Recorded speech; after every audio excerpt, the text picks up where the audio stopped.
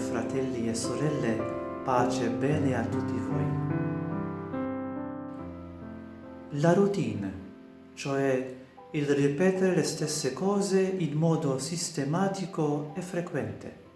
Ma la routine ha una valenza positiva o negativa? Ci può essere di aiuto o no? La routine, a mio parere, assomiglia alla rosa. La rosa che ha sia i petali che profumano, insieme alle spine che pungono. La routine, come la rosa, ha sia dei petali che profumano, cioè dei vantaggi, ma anche dei rovi che pungono, cioè dei svantaggi. Mi soffermo all'inizio su 2 vantaggi della routine. Primo vantaggio: volendo, la routine ci può permettere di rafforzare i valori, cioè ciò che conta di più nella vita. Se uno, ad esempio, prega volentieri ogni giorno, si rafforzerà in lui o in lei la preghiera, un grande valore.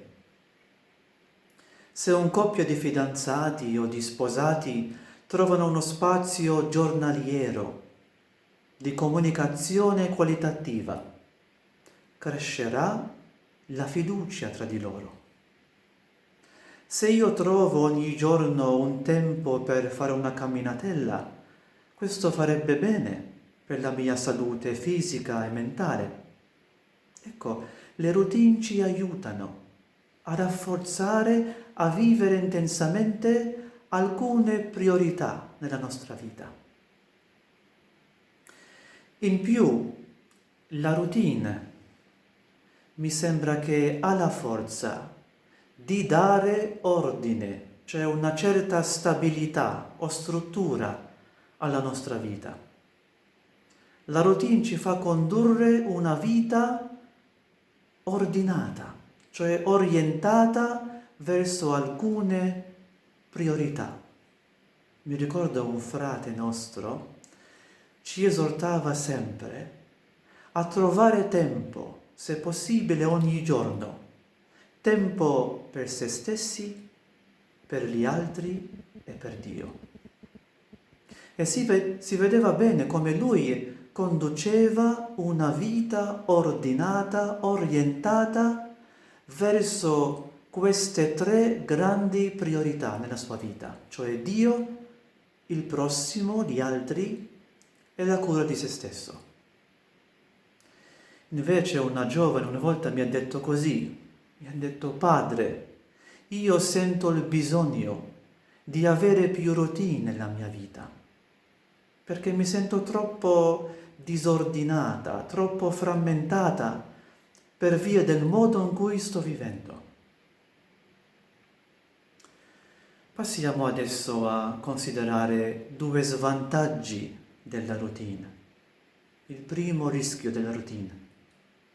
La routine, anche non volendo, ci può condurre verso il fare le cose in modo meccanico, come se uno preme il pulsante automatico e non volendo comincia a perdere il gusto, il sapore, il senso delle cose che fa.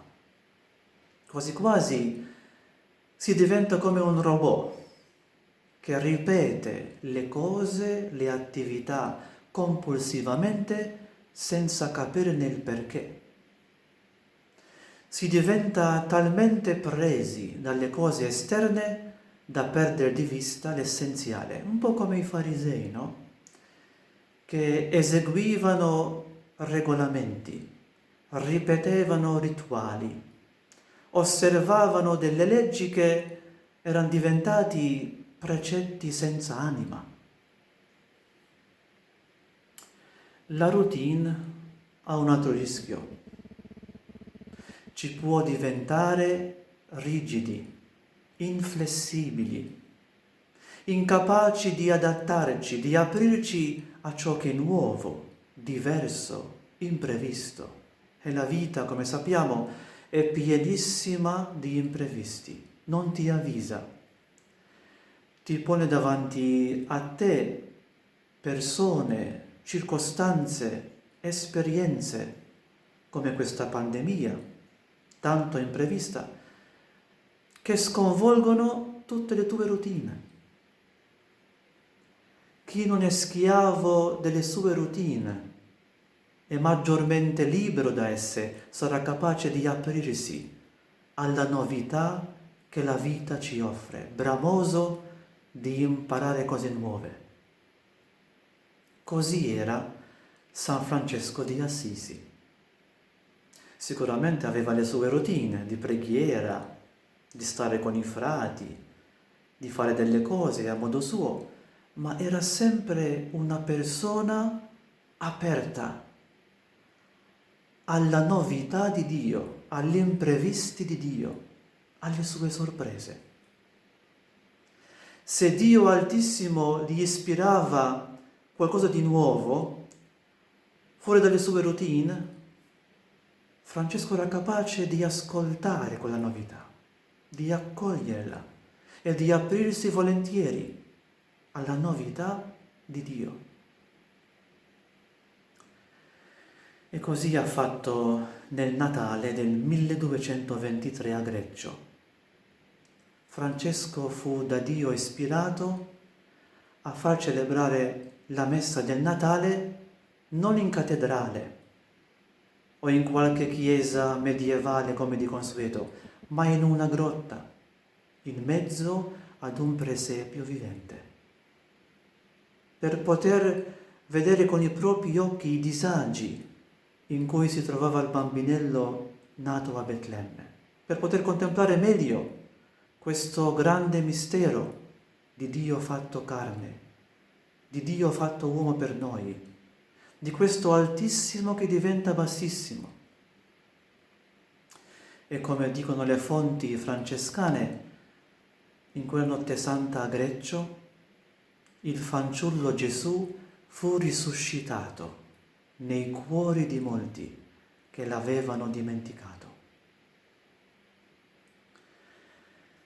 Nella vita spirituale, carissimi, se c'è una via sicura di crescita,